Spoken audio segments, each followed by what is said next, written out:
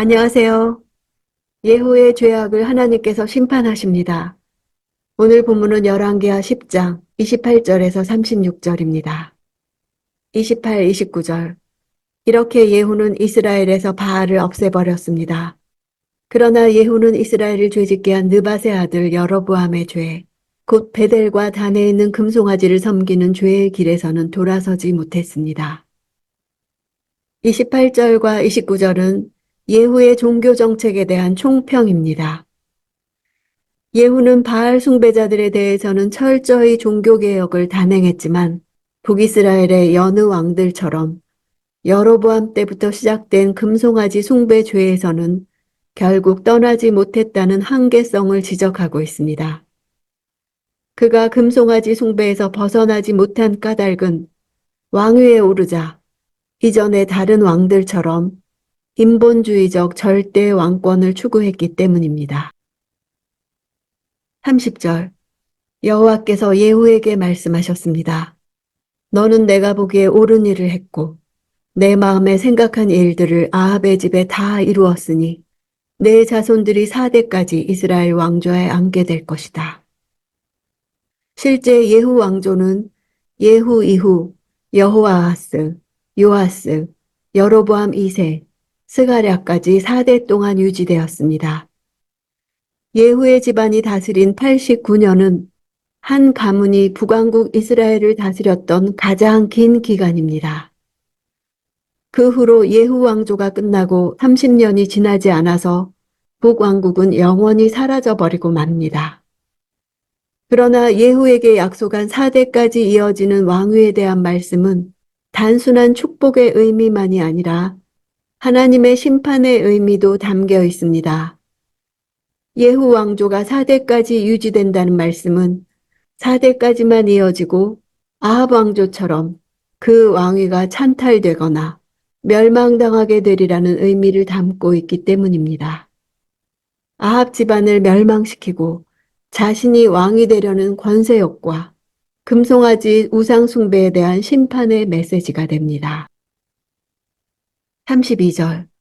그 무렵 여호와께서는 이스라엘의 영토를 떼어 다른 나라에 넘겨주기 시작하셨습니다. 하사엘이 이스라엘의 모든 국경을 공격했는데 그 무렵이란 예후의 28년간의 북이스라엘 통치 기간 중 하사엘이 북이스라엘을 침략한 사건을 보도하고 있는데 이는 예후가 여로보암의 죄에서 떠나지 않은 결과였습니다. 하사엘은 길르앗 라못에서 요람 왕에게 심한 상처를 입혔습니다.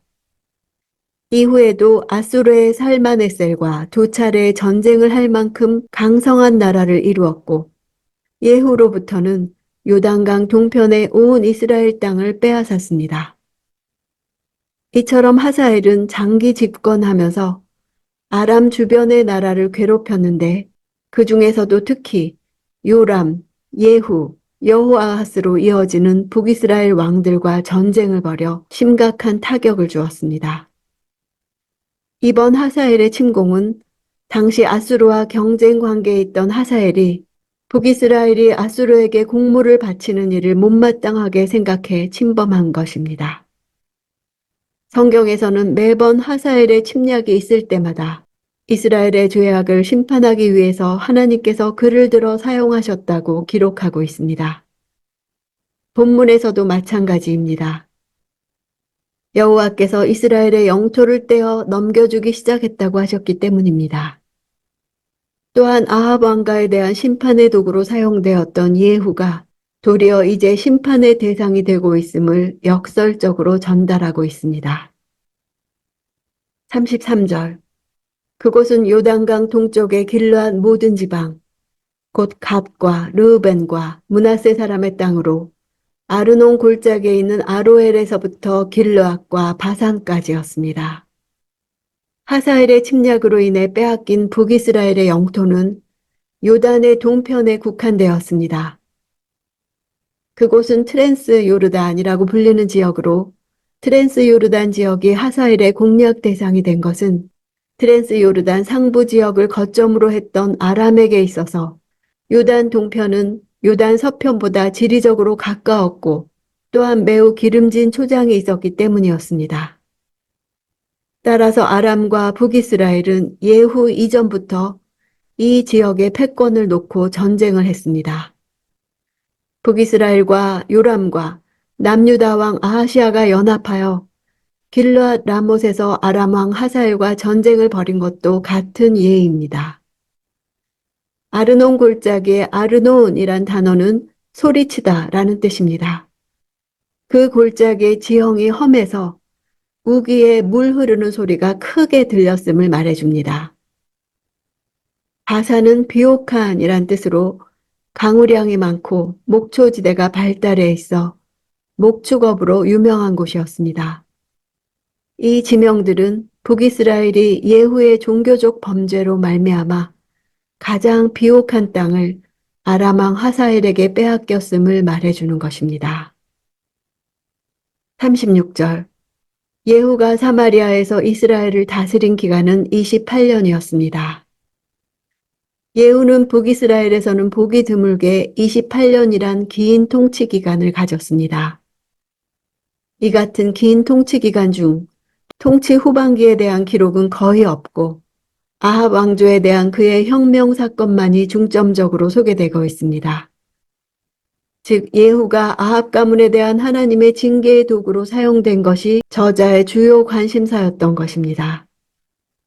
예후의 일생이 부정적인 분위기로 종결된다는 점에서 비록 예후가 하나님의 도구로 사용된 인물이었으나 그 역시 역대 북이스라엘의 왕들과 같이 뚜렷한 한계성을 지닌 왕이었음을 드러내고 있습니다. 이러한 한계성의 결과로 예후 왕조는 점차로 쇠약해지게 되었고 이방인에 의해 영토를 점점 상실하게 됩니다. 하사엘은 하나님의 심판의 도구로 등장해 이스라엘을 공격합니다. 달리 말하면 여호와께서 역사하지 않으시면 하사엘의 침범 또한 없다는 뜻이 됩니다. 당시 정복자로 유명했던 하사엘조차 하나님의 섭리에 의해 심판의 도구로 사용되고 있을 뿐이며 그분의 의지에 종속되어 있었던 것입니다. 열왕기 원독자인 포록이 이스라엘 백성들이 이 부분을 읽을 때 왜 선민인 자신들이 이방의 손에 멸망했는지에 대한 신학적인 이유를 깨달음과 동시에 구원의 방법과 가능성도 제시받을 수 있었을 것입니다. 한 번 죽는 것은 사람에게 정하신 것이요. 그 후에는 심판이 있다는 삶의 한계성 속에 사는 것이 은혜입니다. 내 삶에 대한 창조주의 평가를 생각하며 사는 것 또한 은혜입니다.